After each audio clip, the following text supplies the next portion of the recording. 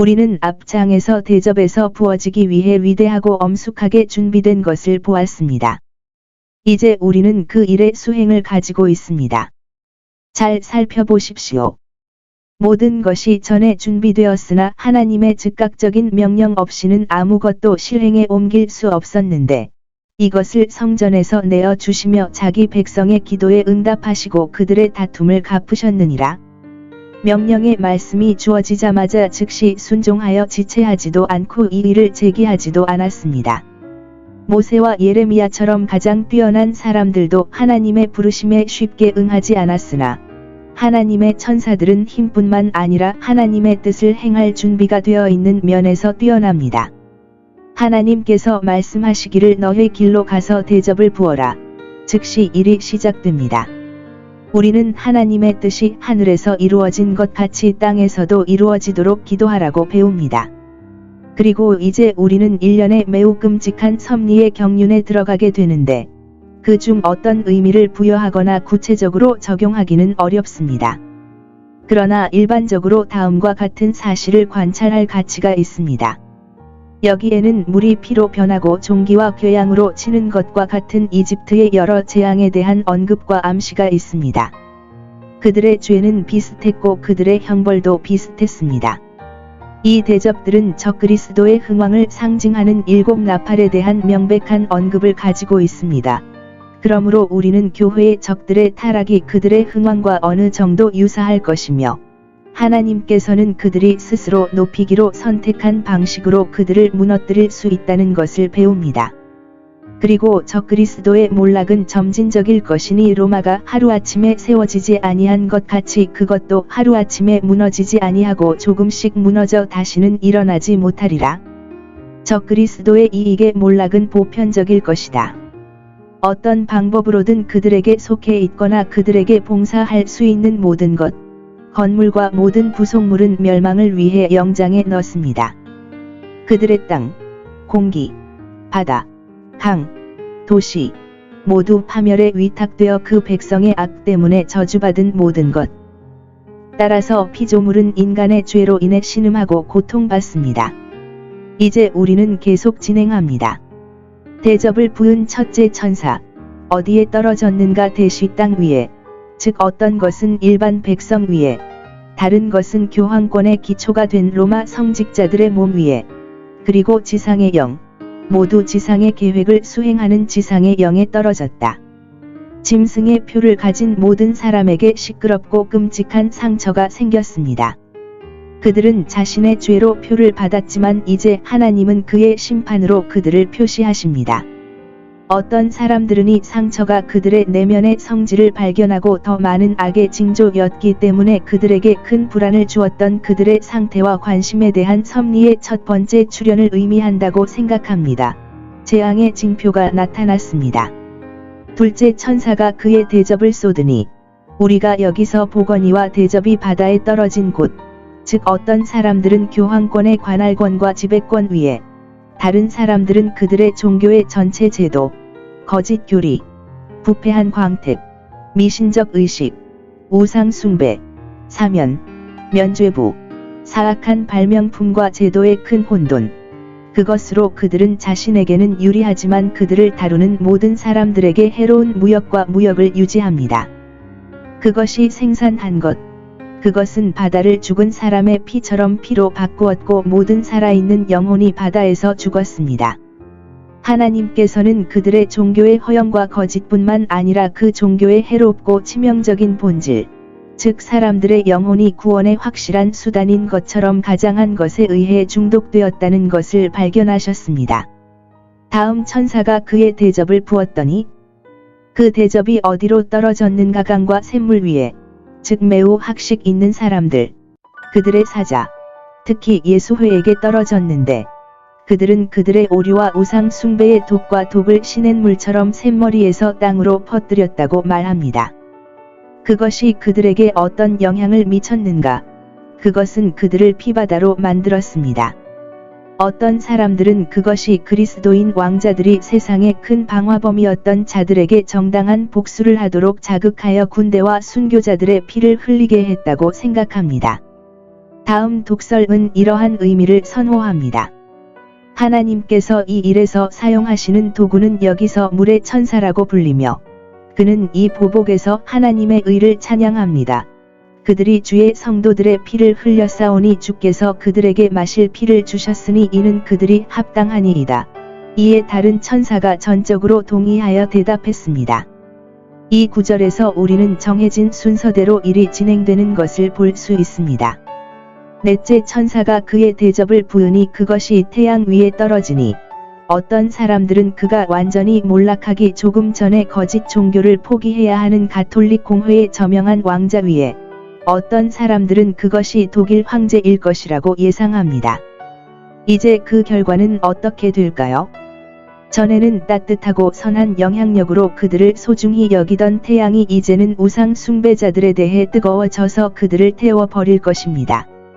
왕자들은 그들의 힘과 권위를 사용하여 그들을 억압할 것이지만 회개하는 것과는 거리가 멀기 때문에 하나님과 왕을 저주하고 하늘을 바라보며 하늘의 신을 모독하는 말을 내뱉게 될 것이며 그들은 파멸에 이르도록 굳어질 것입니다. 다섯째 천사가 대접을 부었다. 그리고 관찰하십시오. 이것이 짐승의 자리, 로마 자체, 적 그리스도교 제국의 머리인 신비한 바빌론에 떨어졌습니다. 그곳에 어떤 영향을 미쳤는지 짐승의 왕국 전체가 어둠과 고통으로 가득 찼습니다. 그들의 정책의 중심지이자 모든 학문과 모든 지식, 모든 화려함과 즐거움의 원천이었던 바로 그 도시가 이제 어둠과 고통과 괴로움의 근원이 되었습니다. 어둠은 이집트의 재앙 중 하나였으며 광채와 명예에 반대함으로 적 그리스도인의 관심이 노출되어야 하는 경멸과 경멸을 예고합니다. 어둠은 지혜와 침투에 반대하며 우상 숭배자들이 그 당시에 발견해야 할 혼란과 어리석음을 금지합니다. 그것은 쾌락과 기쁨에 반대되며 따라서 재앙이 그들에게 닥쳤을 때 그들의 고뇌와 영의 괴로움을 나타냅니다. 여섯째 천사가 그 대접을 쏟으니 너희는 보라. 그것이 큰 유프라테스 강에 떨어졌더라. 어떤 사람들은 문자 그대로 터키의 권력과 제국이 시작된 곳으로 받아들이고 이것이 또 다른 적 그리스도로서 교황권과 거의 동시에 효력을 발휘할 것이라고 생각하는 터키 군주제의 멸망과 우상 숭배에 대한 예언이며 그로 인해 동방의 왕자들인 유대인들의 편의를 위한 길이 만들어질 것이라고 생각합니다. 다른 사람들은 티베르 강을 취합니다. 로마가 신비한 바빌론인 것처럼 티베르는 신비한 유프라테스 강입니다. 로마가 멸망할 때 그녀의 강과 상품도 함께 고통을 겪어야 합니다. 이 대접은 무엇을 생산했습니까? 강이 말라서 도시의 부와 식량과 모든 종류의 숙박시설을 제공했습니다. 이로써 동방의 왕들을 위한 길이 준비되었습니다.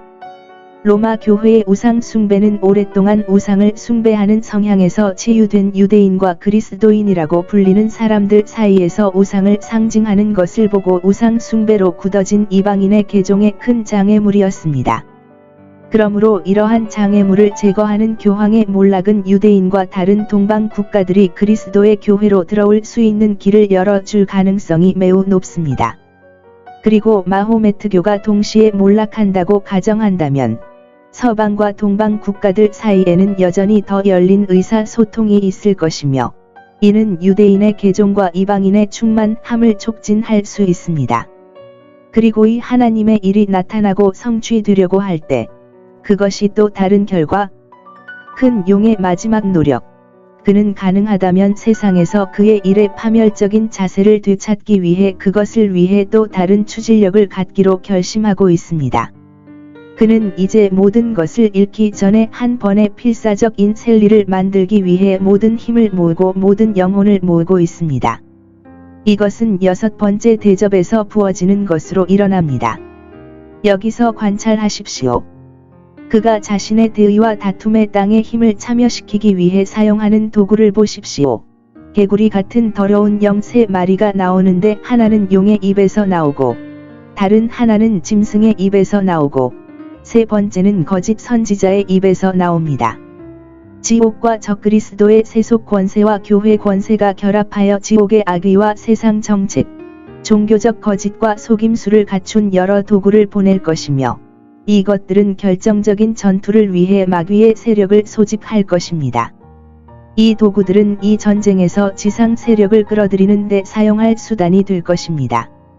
그들은 사탄의 역사를 따라오는 자의 옛 계략인 거짓 기적을 행할 것이며 모든 능력과 표적과 거짓 이적과 불의의 모든 속임수로 역사할 것입니다. 어떤 사람들은 적그리스도가 타락하기 조금 전에 기적을 행하는 권능의 가식이 부활하여 세상을 매우 즐겁게 하고 속일 것이라고 생각합니다. 아마겟돈이라고 불리는 전쟁터, 즉 어떤 사람들은 느깃도 산을 말하는데 그 근처에서 흘러나오는 시내로 바라기 시스라와 그와 동맹한 모든 왕들을 물리쳤습니다. 그리고 느깃도 골짜기에서 요시야가 죽임을 당했습니다. 이곳은 매우 다른 성격의 두 가지 사건으로 유명했는데 전자는 하나님의 교회에 매우 행복했고 후자는 매우 불행했지만 이제 이곳은 교회가 참여해야 할 마지막 전투의 장이 될 것이며 교회는 승리하게 될 것입니다. 이 전투는 그것을 준비하는 데 시간이 필요했기 때문에 더 이상의 설명은 중단됩니다. 하나님께서 이 크고 결정적인 시련에 대해 그의 백성들로 하여금 그 시련에 대비하게 하시기 위해 주신 경고. 이 시련은 갑작스럽고 예상치 못한 것이므로 그리스도인들은 옷을 입고 무장을 하고 준비하여 놀라거나 부끄러워하지 않도록 해야 합니다. 하나님의 대의가 시련을 받고 그분의 전투가 벌어질 때 그분의 모든 백성은 그분의 이익을 위해 일어서고 그분을 섬기는 데 충실하고 용감할 준비가 되어 있어야 합니다. 여기서 우리는 7번째이자 마지막 천사가 그의 대접을 부어 바빌론의 몰락, 즉 마지막 뇌졸중을 성취하는 데 기여한 것에 대한 기록을 가지고 있습니다. 그리고 여기에서도 이전과 마찬가지로 관찰하십시오. 이 재앙이 공중 권세의 왕자, 즉 마귀에게 떨어졌습니다. 그의 권세가 억제되고 그의 정책이 혼란스러워졌으며 그는 하나님의 사슬에 묶여 있었고 하나님의 검이 그의 눈과 팔에 있었으니 그도 땅의 권세와 마찬가지로 하나님의 전능하신 능력에 복종하기 때문입니다. 그는 적그리스도의 이익을 보존하고 바빌론의 멸망을 막기 위해 가능한 모든 수단, 즉 사람들의 마음에 미치는 모든 영향력을 사용하여 사람들의 판단을 흐리게 하고 왜곡시키고 마음을 굳게 하고 복음에 대한 적대감을 최대한 높이 올렸습니다. 그러나 이제 여기에 그의 왕국의 대접이 부어졌고 그는 더 이상 흔들리는 대의와 이익을 지탱할 수 없습니다. 이제 일이 끝났음을 선포하는 하늘의 감사한 음성. 하늘에서 승리한 교회는 그것을 보고 기뻐했고 땅에서 싸우는 교회는 그것을 보고 승리했습니다. 다 이루었다. 땅에 큰 소동, 즉 전례 없는 큰 지진이 일어나 중심부를 뒤흔들었고 천둥과 번개가 수반되어 시작되었습니다. 바벨론의 멸망. 바벨론은 세 부분으로 나뉘어 열방이 도시라고 불렀습니다. 열방을 다스리고 열방이 우상 숭배를 받아들여 유대교의 것, 이교의 것, 기독교의 것을 자신의 종교에 통합하여 세 개의 도시가 하나로 합쳐진 것과 같았습니다. 하나님께서는 이제 이 위대하고 사악한 도시를 기억하셨습니다. 한동안은 그녀의 우상 숭배와 잔인함을 잊어버린 것처럼 보였지만 이제 그는 진노의 사나운 포도주 잔을 그녀에게 주셨습니다. 그리고 이 몰락은 적 그리스도의 자리보다 더 멀리 확장되어 중앙에서 둘레에 이르렀고 자연과 상황에서 가장 안전해 보이는 모든 섬과 산이 폐허의 홍수에 휩쓸려 갔다. 적 그리스도파가 어떻게 영향을 받았는가? 마치 공중에 던져진 도시의 돌들이 각각 한 달란트 무게의 우박처럼 그들의 머리 위로 쏟아지는 것처럼 무서운 폭풍이 그들에게 내렸지만 그들은 회개와는 거리가 멀어서 그렇게 그들을 벌하신 하나님을 모독했습니다. 여기에는 마음의 무서운 재앙, 즉 다른 모든 재앙보다 더 무섭고 파괴적인 영적 심판이 있었습니다. 관찰하십시오. 인간에게 닥칠 수 있는 가장 큰 재앙은 하나님의 은혜가 함께하지 않으면 회개에 이르지 못합니다. 하나님의 심판에 의해 더 나아지지 않는 사람들은 항상 더 나빠진다. 하나님의 의로운 심판으로 인해 죄와 하나님에 대한 적대감으로 강팍해지는 것은 완전한 멸망의 확실한 징표입니다.